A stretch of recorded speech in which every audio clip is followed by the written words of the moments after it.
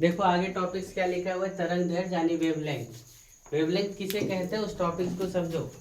क्या दो कर्मागत संपीड़न तथा दो कर्मागत विदलन के बीच की दूरी को क्या कहा जाता है? वेवलेंथ कहा जाता है। क्या बोला गया? दो कर्मागत संपीड़न, देख रहे हो, यहाँ से यहाँ की दूरी या यहाँ से यहाँ की दूरी को क्या कहा जाता है? तरंग दैर्घ्य कहा जाता है। दो कर्मागत संपीड़न तथा दो कर्मागत विदलन के बीच की दूरी को क्या? तरंग दैर्घ्य। तरंग दैर्घ्य का ऐसा ही मात्रा क्या होता है? मीटर होता है। इसे किसके द्वारा? लैम्ब्डा। देख रहे हो ना, ये कैसा लिखा हुआ है सब? तो लैम्ब्डा द्वारा क्या किया जाता है? दर्शाया जाता है। देखो, जो ऊपर भाग गया उसे श्रिंक कहा जाता है, जो नीचे भाग गया उसे क्या?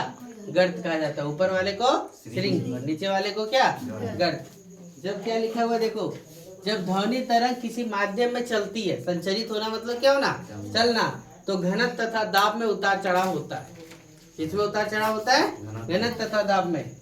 फिर देखो उसी में लिखा कि संपीड़न कौन सा क्षेत्र है? तो संपीड़न वैसा क्षेत्र है जहाँ पर क्या होगा? वक्र के ऊपर भाग, ये देख रहे हो ना, वक्र के ऊपर भाग में दिखाया जाता है। और साथ ही साथ इस जगह पर घनत्व और दाब क्या रहता है? दोनों अधिक रहता है। तो जहाँ घनत्व तथा दाब अधिक रहा वह क्षेत्र को क्या बोला गया? संपीड़न बोला गया। क्या बोला गया? संपीड़न। और जहाँ घनत्व तथा दाब क्या हुआ? कम रहा, उस क्षेत्र को क्या बोला गया? विदलन बोला गया। ये सब याद रखना है। संपीड़न याद होगा तो विदलन याद हो जाएगा, है ना। घनत्व तथा दाब अधिक तो क्या? संपीड़न। और घनत्व तथा दाब कम तो क्या? विदलन हो जाएगा, है ना। फिर आया अगला टॉपिक, देखो ध्वनि आवृत्ति परिसर के अनुसार से ध्वनि तरंग को कितने भागों में बांटा गया? 3 भागों में। किसके अनुसार से? आवृत्ति परिसर के अनुसार से ध्वनि तरंग को कितने? 3 भागों में। देखो सबसे पहला दिया अवसरय तरंग। अवसरय तरंग 20 हर्ट्ज से कम, जिसको हम लोग सुन नहीं सकते, है ना। श्रव्य तरंग 20 हर्ट्ज से कितना? 20,000 हर्ट्ज तक, जिसको हम लोग क्या कर सकते हैं? सुन सकते हैं। फिर आया कौन सा? पराश्रय तरंग। कौन आया? पराश्रय तरंग। और पराश्रय तरंग कहाँ? 20 हर्ट्ज से क्या? ऊपर, इनको क्या बोला गया? पराश्रय तरंग बोला गया।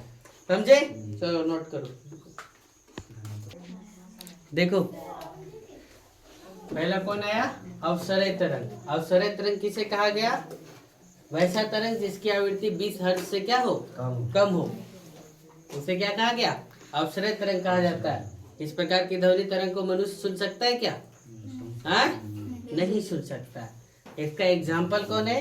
तो हृदय की धड़कन, है ना, भूकंपीय तरंग, ये सबको मनुष्य सुन सकता है क्या?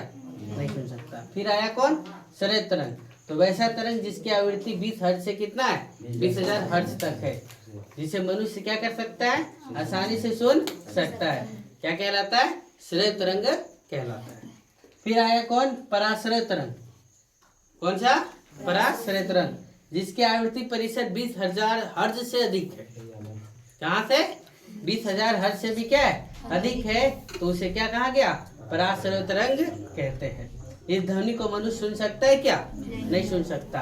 ये सब में याद रखने वाला चीज ये सब है, यही याद रखिएगा, सारा चीज कह पाइएगा। जो जो गोल घेरा लगा दिए। श्रय तरंग 20 हर्ट्ज से कम, अवसरय तरंग 20 हर्ट्ज से कम, श्रव्य तरंग 20 हर्ट्ज से 20,000 तक, और पराश्रय तरंग कहाँ? 20,000 हर्ट्ज से अधिक। फिर देखो कौन? चमगादड़ अपने पंख को फड़फड़ा करके क्या कर सकते हैं? तो पराश्रय तरंग को उत्पत्ति कर सकता है ना।